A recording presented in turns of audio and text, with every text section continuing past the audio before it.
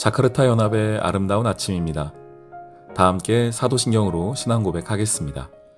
전능하사 천지를 만드신 하나님 아버지를 내가 믿사오며 그 외아들 우리 주 예수 그리스도를 믿사오니 이는 성령으로 잉태하사 동정녀 마리아에게 나시고 본디오 빌라도에게 고난을 받으사 십자가에 못 박혀 죽으시고 장사한 지 사흘 만에 죽은 자 가운데서 다시 살아나시며 하늘에 오르사 전능하신 하나님 우편에 앉아 계시다가 저리로서 산자와 죽은 자를 심판하러 오시리라. 성령을 믿사오며 거룩한 공회와 성도가 서로 교통하는 것과 죄를 사하여 주시는 것과 몸이 다시 사는 것과 영원히 사는 것을 믿사옵나이다. 아멘. 내가 매매 증서를 네리아의 아들 바룩에게 넘겨준 뒤에 여호와께 기도하여 이르되 슬프도소이다. 주 여호와여, 주께서 큰 능력과 펴신 발로 천지를 지으셨사오니 주에게는 할 수 없는 일이 없으시니이다.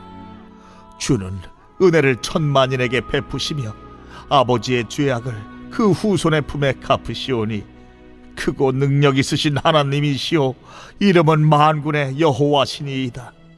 주는 책략에 크시며 하시는 일에 능하시며 인류의 모든 길을 주목하시며 그의 길과 그의 행위의 열매대로 보응하시나이다. 주께서 애굽 땅에서 표적과 기사를 행하셨고 오늘까지도 이스라엘과 인류 가운데 그와 같이 행하사 주의 이름을 오늘과 같이 되게 하셨나이다.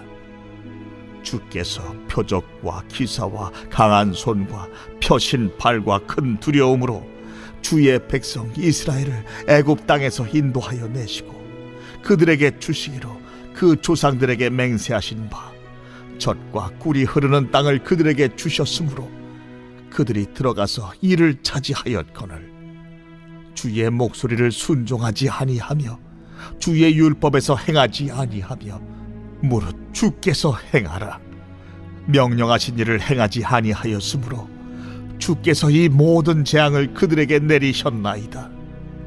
보옵소서, 이 성을 빼앗으려고 만든 참호가 이 성에 이르렀고 칼과 기근과 전염병으로 말미암아 이 성이 이를 치는 갈대아인의 손에 넘긴 바 되었으니 주의 말씀대로 되었음을 주께서 보시나이다.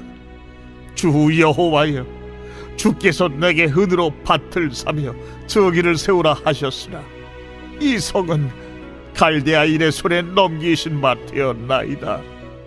샬롬, 자카르타 연합의 아름다운 아침입니다. 오늘은 예레미야 32장 16절 이하 말씀을 함께 나누도록 하겠습니다. 예레미야가 계속된 그 하나님의 경고, 무서운 심판의 이야기들을 사람들이 듣지 않았지만 결국은 그 마지막이 점점 가까워오고 있습니다.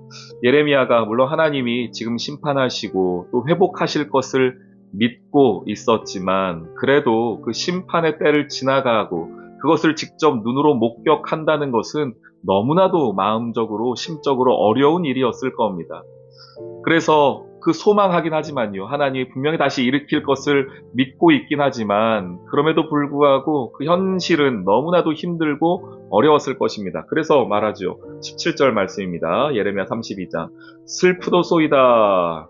주 여호와여, 주께서 큰 능력과 펴신 팔로 천지를 지으셨사오니 주에게는 할 수 없는 일이 없으십니다.